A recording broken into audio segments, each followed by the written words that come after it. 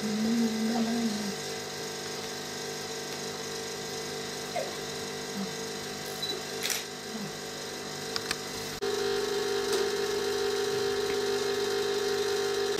ismin ne diyor?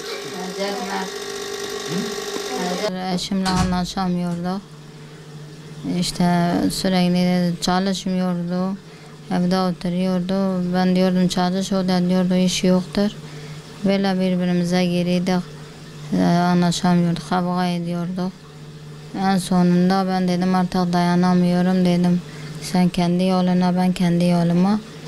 O artık valizini hazırladım dedim artık sen gidersen bu evde. O gitti. Ben dedim belki burada değil. Demek ki kaynım güle gitmiş. O benim peşime düşmüştü. Demiş neredeyse ben gerek öldüreyim. Çocuklara telefon açıyor diyor annen evdedir. Bunu çocuklar diyor yok. Annem evde değil. Ben de kadın semt pazarında çalışıyordum. Kendime yeşillik satıyordum. Baktım ben tam eşya toplarken baktım bir ticari taksi önümde durdu. Şimdi elinde silah vardı. O teyzem yanımdaydı dedi Nurhan senin eşin geldi seni öldürmeye çalışıyor. Ben bir adımımı attım artık pick-up önümdeydi ben koşamadım işte ben kaçmadım. Eşim benim saçımı tuttu silah kafama dayadı.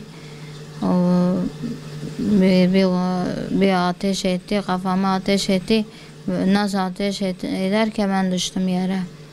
Düştüm o benim teyzem benim üstüme ağlıyor diyor Allah Nurhan öldü. O bir pikabıcımız vardı onun belini tuttu dedi Necat abi nasıl niye öyle yapıyorsun? O çocuğun elinde tam onu böyle birbirini götürüp getiriyor. Silah onun elinde almaya çalışıyor. O çocuğun elinde silahı kendi kafana da vardı. Kendi kafana da silah sıkıyor. O da intihar etti. O öldü. O ben de yaralı kurtuldum. İşte beni hastaneye kaldırıyorlar. O sonra yoğun bakıma aldılar. Bir ay boyunca yoğun bakımdaydım. Doktor dedi bu mucizedir dedi. Zaten ölmüştü. Vallahi demek ki Allah mucize göndermiş ölmemiş. 5 çocuğum vardı zaten. Ortada kalacaktı. Ben geldim işte ben orada tedavimi de daha yarıya bıraktım dedim artık benim çocuklarımın yanına gitmek istiyorum. Kimse bakamıyor çocuklarıma. Kızım evdeydi 17 yaşında kızım bakıyordu. O sonra doktor dedi bu felç kalmış. Bir tarafım tutmuyor. Şimdi elim kolum tutmuyor.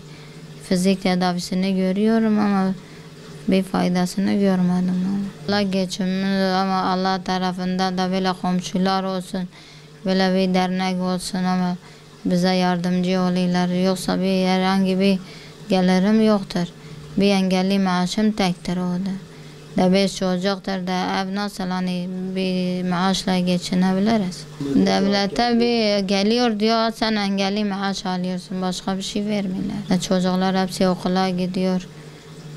Hepsi ufaktır. En büyüğüm kızımdır 17 yaşında o da okul okuyor. Başka hiçbir şeyim yoktur. O da Ramazan'da eğer biri bir koli erzak getirse başka bir şey yok. Benim bir bakıcı maaşım iptal olmuş. Kimsenin üstünde de çıkaramıyorum. Diyor gerek ki senin kızın olsun kızım da 17 yaşında olmuyor. O yengemin üstünde yapacaktım o da vermiyorlar. Gelirler eve bakıyorlar diyor. Sizi mağdur etmek istemiyoruz. Gelirler bakıyorlar gidiş o gidiş. Hiçbir yardım etmiyorlar. Bir de çocuklarıma dedi hani gerek ki yetim parası verecekti vermediler. Başkasılarını verirler benim şansım hiçbir yerde yoktur. Kıyafet olsun, mont olsun, ayakkabı olsun, elbise olsun. Çocukların ne ihtiyacı varsa da biri hayrına getirse çok iyi olur. Hani eğitimlerini çok istiyorum. Hani okul okusunlar kendine bir şey olsun. Bir meslek kazansınlar. Yani yardım edecek bir ailem de yoktur. Yardım çok istiyorum. Ona ihtiyacım çok var gerçekten. Yani yardım sevenler ben yardım istiyorum. Benim bir tarafım tutmuyor, tedavi olmak istiyorum. Hani maddi durumum olmadığı için yapamıyorum. Diyor tedavisi İstanbul'da oluyor, o da parayladır. Benim maddi durumum olmadığı için gidemiyorum işte. Diyor en az bir ayım orada kalması gerekiyor. O da parayladır, artık ne kadarsa bilmiyorum. Özel kurumdur ha. Diyorum İstanbul'da iyi doktorlar var, tedavi olmak istiyorum. Bir akülyeli sandalyede istiyorum çünkü ben bir yere gitme istiyorum, gidemiyorum. Bir tarafım tutmadığı için yani akülyeli sandalye bana iyidir ha. Diyor hani düğmesine basıyorsun bile gidiyor kendi kendine. Yani bazen canım sıkılıyor, dışarı çıkmak istiyorum. Çıkamıyorum. İnşallah duyarlı insanlar olur, bana yardımcı olur inşallah.